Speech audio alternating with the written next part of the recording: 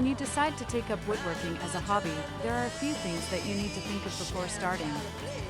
Woodworking is an art that requires patience and attention to detail. You will need tools that are safe and appropriate to your project. If you are not sure about the tools you will need, you can go to a hardware store to get a woodworking kit. This will include all the materials you need for your first project. The most common woodworking tools include a table saw, a circular saw, a scroll saw, a jointer, and a planer. Depending on the type of project you are working on, you may need some other tools, such as a drill. These tools are designed to make the job easier and faster. Before you start your project, you will need to measure the wood. You can use a tape measure to determine the length and width of the wood. Using the proper saw for your project can save you from headaches. Also, you need to have a flat surface where you will be putting the finished project together. Besides wood, you will need some other materials. A good set of woodworking plans will be able to give you step-by-step instructions. They will also include measurements and cut lists. Make sure to follow the plans. It is important to have a working area that is comfortable and well ventilated. You can use a half sheet of plywood to form a nice workspace. Another option is to use a garage for your work. However, if you do not have a garage, you can just use a workspace outdoors. There are many different kinds of wood available. Some are more durable and easier to work with than others. For instance, softwood is made from coniferous trees, while hardwood comes from deciduous trees. Different types of wood react differently to the atmosphere, such as whether it is wet or dry. Softwood is less dense and softer to the touch. Hardwood is more dense and stronger, and it is harder to work with. Once you have the right tools and a place to work, you can begin your project. Whether you choose to do your project on your own or hire a professional, it is important to stay safe and be prepared. To do so, you need to invest in safety equipment, such as a hard hat and protective glasses. In addition to safety equipment, you will also need a work area that is safe and well ventilated. Often, woodworkers share a workspace, and you will have to be careful to keep your area clean and safe. Other hazards that you need to avoid include running extension cords, unstable surfaces, and unreliable ventilation. Having the proper tools can also be a challenge for new woodworkers. Power tools can simplify the process, but they come with more risks. Therefore, you should only use power tools when you are comfortable with the task.